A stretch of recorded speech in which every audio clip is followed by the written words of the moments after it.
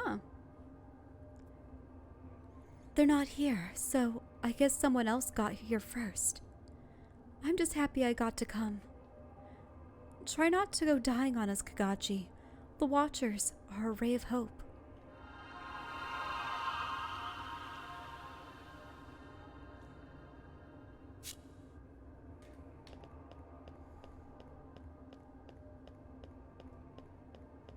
That may have been the one from up on the mountain. It was. Mm-hmm.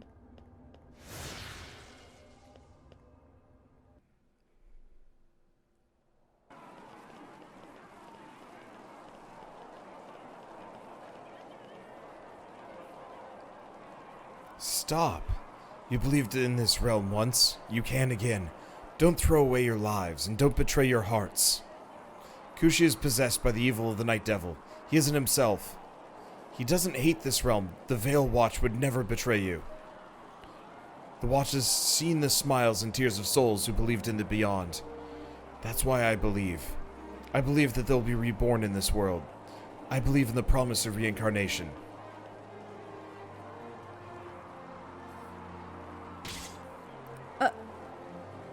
No more promises! We want guarantees! Give us the Ark!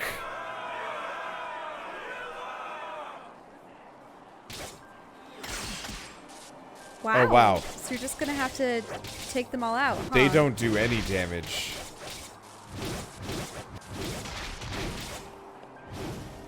Well. Is that the point? Are you just supposed to... Whoop. This is a choice, though. Could you have found a way to escape and let them live? Or I no? don't know.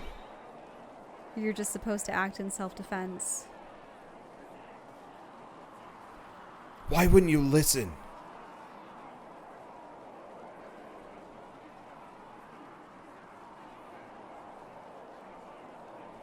Send them off with a smile if you're such a true believer. Isn't that what Watchers do?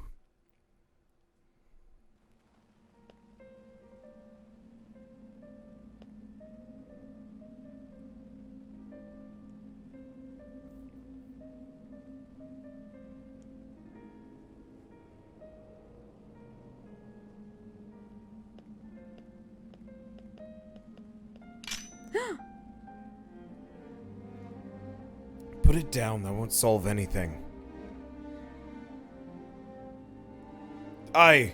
What am I doing? This place was perfect, wasn't that enough? Get back here.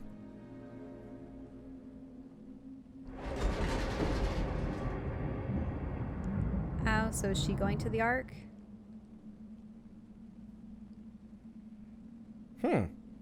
That's interesting. They're related. Stop my mother, I'm begging you.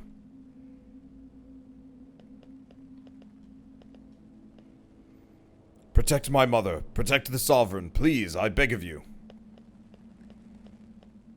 Okay. Once again, the pacing? Weird. Yeah. I would have expected Lynn and the main protagonist to have more to say, and the Sovereign to say something, and...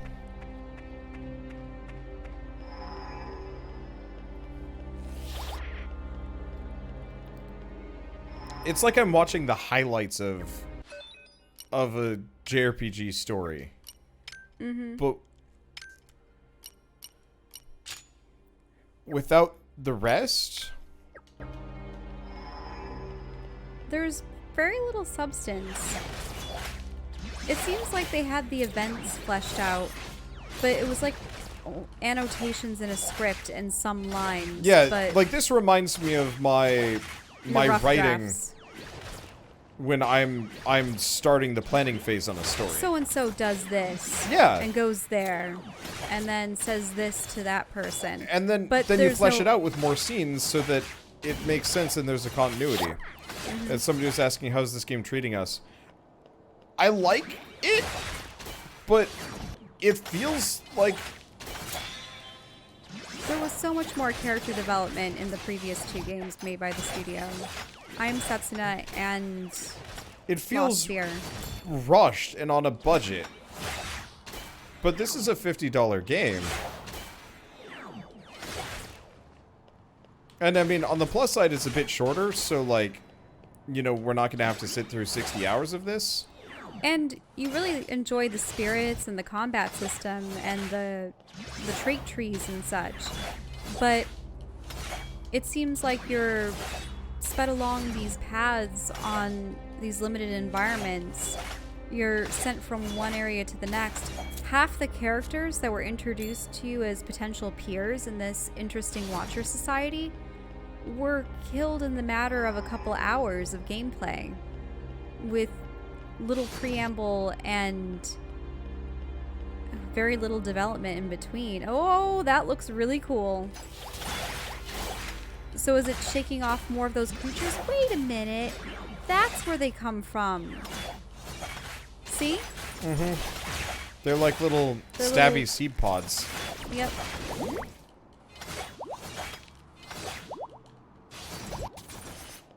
And I like the idea of the spirit realm and the people that, the Watchers being an organization that's supposed to send them on their way. And I do like that a conflict that's being presented is that people have been led to believe in reincarnation, but are skeptical that that's the case anymore. And that there are so many people making efforts to either prolong their lives, bring back the dead, prevent themselves from losing their memories when they pass, etc., etc. And how, yeah, they're sick of being hastened to their own demise and such. But we don't know anything about the Sovereign or the ruling class and their intentions. Where all this technology derives from? Because remember when we were on that castle above the frozen lake, or the glass lake? Yeah. There was no explanation for that. We're encountering all these spirits which seem to be nobles, elite warriors, and we only get to see glimpses of their histories through these memory stones that you can only access through, well, the memory traits that you can only access through the skill tree. And they have no connection that we can see to the world, and they don't interact with any characters in the world. I would have loved it if each spirit had a couple of side quests dedicated just to them, so that you're not hearing them explain about their past. You go to a location, they remember their past, and they have to face it. Whether it be a creature that used to be a loved one, or some... You know what I mean? It just... And also, imagine if Zog had been the knight that had helped raise, like, was Leo's protector, per se. Yeah. You know how he was supposed to be serving under a female sovereign who had a young son that she wanted slain. By him, no less. The protector of her son. And as far as we can tell, we haven't gotten his next skill yet, though, for it, so we can't see what happens next yet, but... I can only assume that he was killed because he refused, or he was killed in the process of trying to save the child, or who knows what. Maybe he just... Whoa! That thing tried to swallow you. It opens up that vertical mouth slit of it that goes across its body. Gross. Oh, and they can suck things in, too. Oh, look at all those teeth! Those are horrifying. And yeah, I really like the creature design. The character design. Oh! I'm glad we haven't run into a Pengy yet in this game. Well, there were the lantern penguins. Yeah, but they're not the exact same model They're from not the the last bitey ones. Yeah. Like, they definitely have new character... Like, all of this is new assets compared to... Ooh. You're gonna need to heal up. People are calling them evil Kirby's. Yeah, they really are. If Kirby was horrifying and was shaped like a Hershey's kiss. Oh, that makes me want chocolate now. We have chocolate. I know we do. Right next to us. I know. But... And these spirits are supposed to be your party.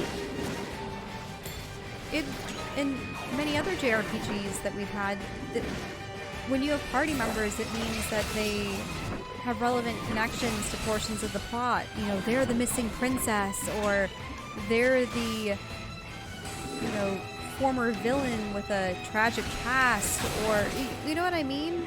That we don't know anything about our spirits, and they have no interactions with we still don't know why it's acceptable to have them as a daemon as opposed to all the other spirits that we're supposed to send off because they're going to inevitably turn to monsters. You know? Mm-hmm. Ah! No explanations.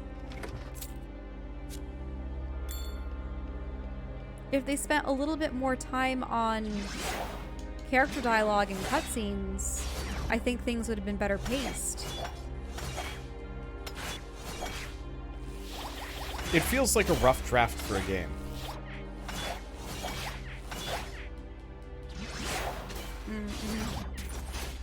And it's very strange because, like, I am actually, like, rather enjoying it from a gameplay perspective. You have so many spirits at this point and so many weapons associated with them and skills. It can pretty much suit anyone's playstyle in combat. But the problem is you can fight hundreds of monsters and enjoy doing so, but if the payoff is an inadequate cutscene that doesn't even explain why you went through the effort of plowing through all of these villains or these creatures, it feels unsatisfying. Yeah, it's unsatisfying. Because there's a bunch of games that I could play that have better gameplay than this. And there are games that I can excuse having less than stellar gameplay because of how strong the plot is. Do you know what I mean? Mm-hmm. Yeah. Like, I didn't care much for the Divinity plots, but boy, that gameplay. That gameplay makes a difference. Well, what's a game that you didn't enjoy the gameplay much for, but you had to keep going because of the plot? Would you even say that Fire Emblem was one? Yeah. Because there were so many different types of gameplay. There were the fishing mini games. There were the dinners and the tea times. It just dragged on. It did. It really did. It wasn't that it was. We kept going because we wanted to see what would happen to the characters and understand. And what was going on. Yeah, and they were very compelling characters to work with too. And there was too much dialogue in some instances. You didn't want to go through all the support conversations. I mean, I think we both checked out Shell. Don't just put that on me.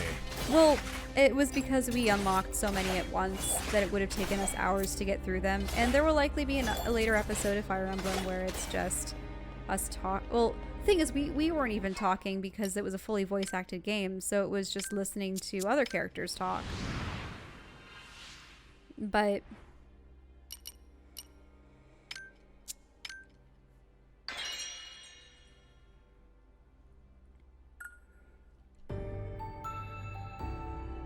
yay, rank up.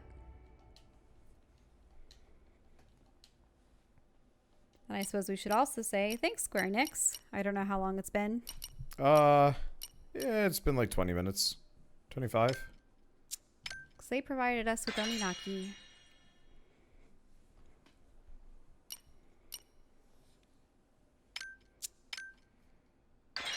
More abilities. So at this point, how many more memories have you unlocked for her? Oh, there's one more in the tree up there. Yeah, there is. Further in that other direction. Yeah, I'm just trying to see if there are any other abilities I should... Yeah, I just want a memory for her because we've never seen one. Mm-hmm. And it was also Mayor's I'll start moving dying towards wish that you further her quest to get her memories back. Maybe that's the point. Maybe the daemons need their memories recovered before they can pass on. Possibly, yeah.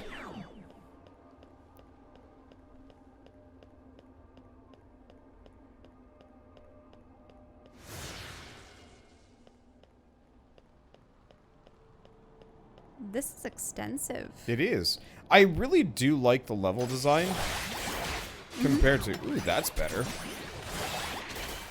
Well, actually, has the perspective changed?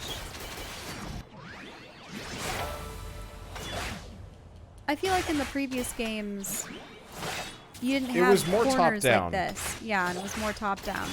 I like the perspective that they have in this game more. Okay. The scythe is better. Scythe is better than what? Than chains. It's because you're making a lot of large sweeps, and there's even a ranged component to it because she's sending energy out. Yeah, well, she's got a lot of, like, directional moves. And she can also, like, warp away and stuff. Also, I think the scythe is one of the only weapons that has a built-in healing ability.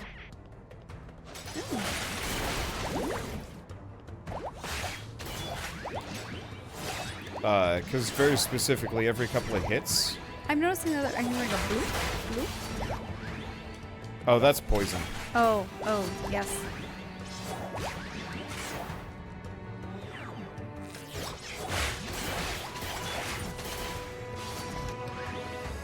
But yeah, I've got,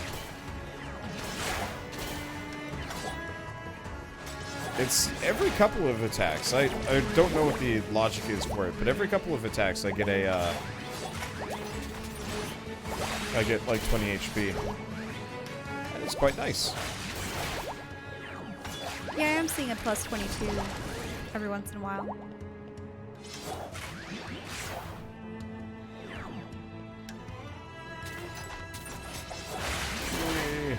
That is very satisfying.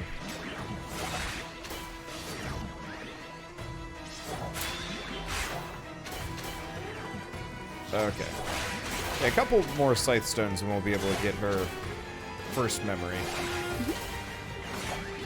It is pretty feasible, I will admit, to probably get most of their, the spirits' memories before this series is over. We'll have to see how it goes. That'll be good, because I do want to see what their stories are and what happens when you reach the final memory for a spirit.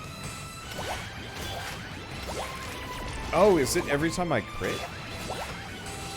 Yeah. No, that one didn't have a crit. But it seemed like you had gotten the 22. I'm just tanking the hits at this point.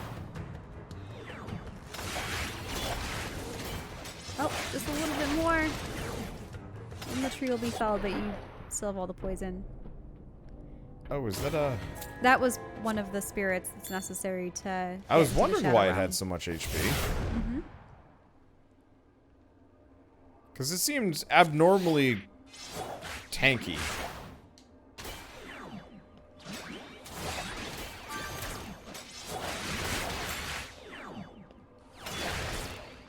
And, like, these things are frustratingly beefy. To begin with. Why is there no music for this game, though? Yeah, the... Like, the music is good. That's the thing that I think bothers me. I think the problem is, in part, most of the soundtracks that I find are successful are ones where the tracks for an area are about 8 minutes long and they loop easily into one another. And then they might also have a secondary track for the same zone, depending on whether or not you're in a different area of it, or maybe you're battling. There's a separate battle track. You know what I mean? Yeah. I've been finding that too often the songs start and stop, and they're maybe only a minute or 3 long. And then there's a long pause that's drawn out between them. Whereas I swear in I Am Setsuna there was piano going constantly. Yeah.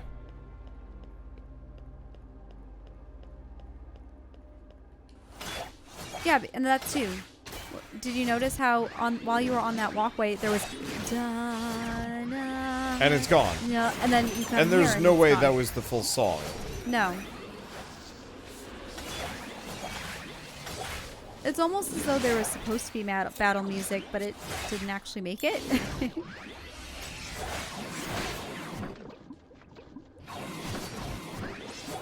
Unless it's only... Oh. See, there's more. But it's a very high violin, and it was only for an instant. Like, It's because I was injured. Oh. That's like the Pokemon, like your dee dee noise. Oh, I see. Music. And then it's gone. I had this problem actually in Xenoblade Chronicles X. It had a pretty good soundtrack, even though it was like extremely J-pop. But it was fun to listen to because it was like pretty wild J-pop. Yeah, and you see here we have the coming up again. And I remember like every time you lifted off in your mecha to like go flying, It would start up another theme. well, it would start the song. So if you landed it and then lifted off again, it would restart the song. Oh, it should have just continued it from the point you left off. Or... Yeah, or like had a 1 minute grace period where it like blend the songs together, or any number of things. Dynamic soundtracks are really, really important. Yeah, the music ended. What? It's already over? You know how it was the da na na and it stopped. And this has been going on throughout the game. Because like the songs that are good, I actually remember. Like that stupid Celtic metal is great. Oh yeah, that's excellent. But it only ever shows up for the occasional boss fight. And then poof, back to. And the thing is, in Lost Sphere and such, wouldn't we have had a bizarre like doom, ding, ding, like all throughout the dungeon? There would have been an overlying theme. Do you know what I mean? Yeah, I'm legitimately curious what the story is with this one. I mean, my assumption is budget. Okay, here's that low hum again.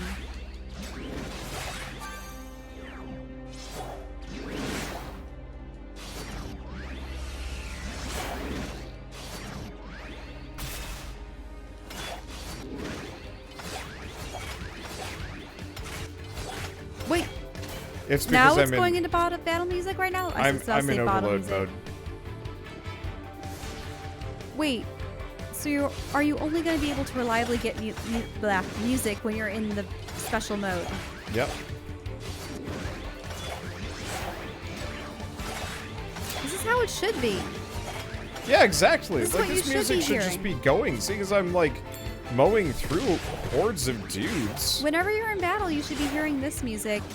And then whenever you're in the super mode, they have something even more awesome, like the Celtic bagpipe music that they have. Yeah. Like this is a soundtrack I will probably, I don't know if I'll buy it, but I will probably listen to it on my own and actually be kind of like, holy crap, like this is decently good music. Where was this all the time? I would say, I mean, it's not like I've actually helped produce a video game or anything. I don't know what's required, but at this point we've purchased enough video game soundtracks to know that for particular cutscenes, there's their own track, and usually it's custom tailored to the cutscene itself, whether it be the intro or cutscenes throughout, the ending. The credits usually have their own song, but there should be at least a couple of themes per zone or region, and they each have their own instrumental flair to them. And whenever you enter a cave or a dungeon or a castle or something, you know, you have that separate track that defines it from, say, the outdoors or the exterior. And yeah, in battle, maybe you do have a different theme, but don't have it be the same theme throughout. I remember in Guild Wars 2, there was just the same battle theme whenever you entered combat, no matter what. And it got to be a little boring after a while. So I would say, a different battle theme to match each zone or region. So let's go say that you're in a jungle. You would have more drums and flutes and interesting things there. And if you're in, say, an ancient dungeon like this, you would have peculiar things like theremins and eerie strings and stuff, but do you notice how it's just the same and then it just goes away? Mm-hmm. I'm upset. See, what would we say our favorite video game music is? Mist. Shell really likes Mist. I mean, I particularly like the soundtracks for Riven, Exile, and Mist Revelation. I liked as well to an extent, but pretty much Jack Wall, I would say, is one of my favorite game composers. He did Exile and Revelation, and then also Mass Effect, which I found interesting. I'm sure he's done several others, but I especially love Mist. That's just nostalgic for me. And because the Mist series is just ambient puzzles and such, you're never in combat, and you're never in situations where you need to, you're just exploring environments, finding clues, interacting with machines or animals or plants, and copious amounts of journals and lore scattered about. It's very calming, it's very atmospheric, and I love that kind of music. And Riven, I would say, and that was composed by Robin Miller, one of the Miller brothers who created Mist in the first place. That's probably the only soundtrack that I can consistently fall asleep to. Riven. But there are just so many beautiful soundtracks out there. I know that you're very fond of Wintry. Austin Wintry is pretty good. His work on Journey is pretty fantastic. And you said that they had even made the game around his compositions. Yeah, I like his music quite a lot, and I like the story of how Wintry works because it's kind of interesting. I wouldn't say that he's my favorite. Specifically, what's a good example? I really like Jesper Kid, actually. What did he work on? Darksiders 2, specifically. Oh, well, Darksiders. Yep. Yeah, his work on Darksiders 2 is nothing short of inspiring. Mm-hmm. Obviously, there still wasn't quite enough music for... let's see. Like, there wasn't quite enough music in Darksiders 2, because there was a lot of, like, repeated parts, but that beginning section is just insanely good. Mm-hmm. And memory. Ooh, a memory for whom? Also, thank you, Derek, for the raid, and welcome. You mustn't grieve. Those words still bind me. They were the words my mother spoke when my newborn sister died.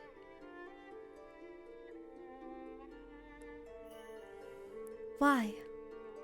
What reason do I have to deny the feelings welling up inside of me?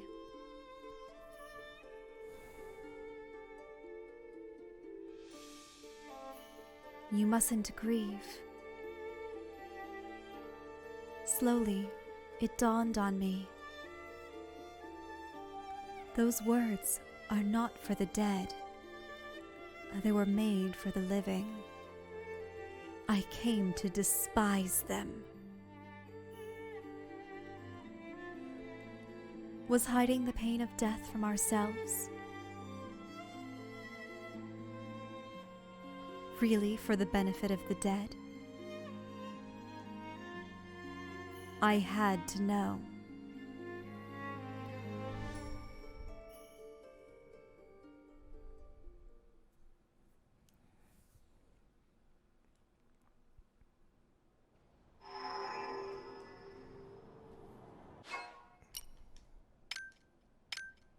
But yeah, to go back to what I was talking about with, like, kind of wishing this game almost focused more on the daemon.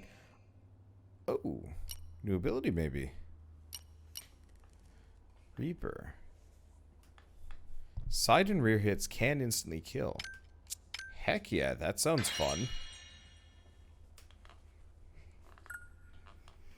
I think this might have been more successful if it was a game that actually was just, like, kind of freeform exploration. I really wish the spirits were characters. Since all of your living Watcher kindred, they were all eradicated quite early on, actually, so... It'd be just nice to have that feeling of camaraderie and just learning more about the world through their eyes. Yeah. What they or experienced even like in their having lives. them relate in certain ways. Yeah. Like it would be kind of cool if like straight up Zov was just like, oh yeah, I know the entire workings of this internal military structure. You know, it's outdated by like a bit, but not by too much. And if he had some regret if Leo was in fact the boy that he had helped, but, you know, he had been killed before his time, so Zav wasn't present for the rest of his child rearing, which meant that he became another servant to his mother. I don't know. I don't know if they are connected, but it just, until we learn more about Zav's story, I do want to know who the sovereign is and who the son was. Do you know what I mean? Yeah. Because it could very well be the ones here. But if there was the connection, it's just a shame that you didn't have Zav equipped with you. And if you did... That was loud. Sorry. I just one-shot that guy. That was a sight stealer, and I just bounced him. And that's one of the tough suckers, too. I'm sorry. She's got a guillotine move that is bonkers.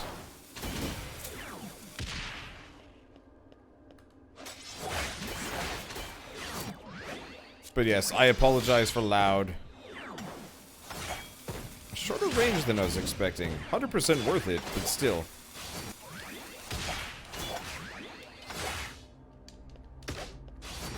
Yeah, it's just a shame that we didn't experience the memories because of side quests that you performed for your daemons.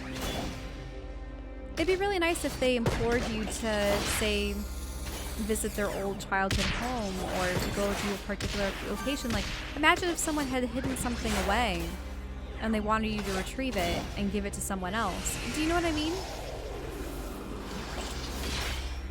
As a physical conduit, it'd be really nice if, in the end, by completing all of these daemons' subquests, you're able to have them find peace in the end and pass on. You know? That move is obscene! I woke up your dogs. Oh, I'm sorry. They probably perked up their ears. What?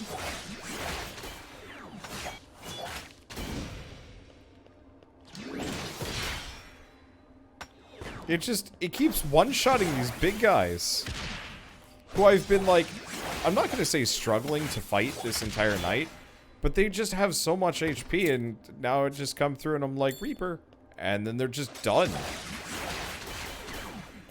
Don't think it's gonna work on everything. But it works on most things.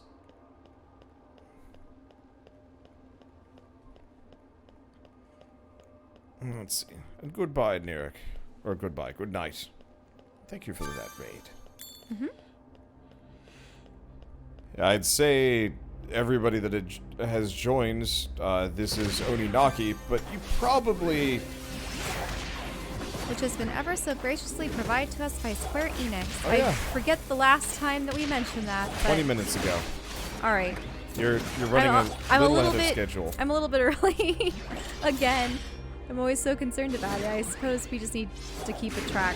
Actually, I know it's archaic, but one thing I'd love to have would be just an old-fashioned... Clock in here? An old clock or even something as antiquated as a sand timer. Could you imagine having one of those... A little hourglass? An hourglass, yes. Sand timer? Okay, there... The thing is, an hourglass tends to denote an hour, but there are sand timers, and yes, that is a legitimate way to say it, that are 3 minutes, 5 minutes, 20 minutes, 30 minutes, 45 minutes. And then you have the hour. Then you have the hourglass. Unfortunately, the only sand timer I have in this house is a 3-minute one. And it was intended for board games.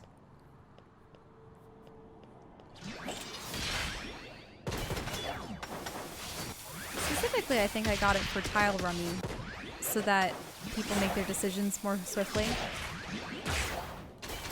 For which game? Tile rummy. So you know how your family would play card rummy?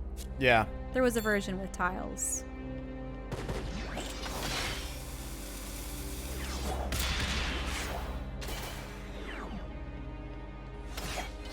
Well, you asked for more scythe. You got more scythe.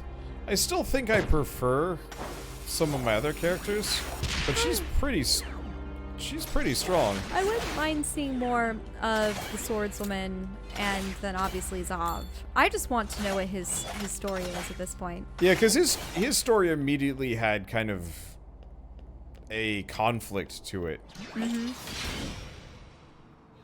Because the gunslinger girl, it was her father chose her younger brother to be the heir of their family, and he perished, so she had to take the mantle.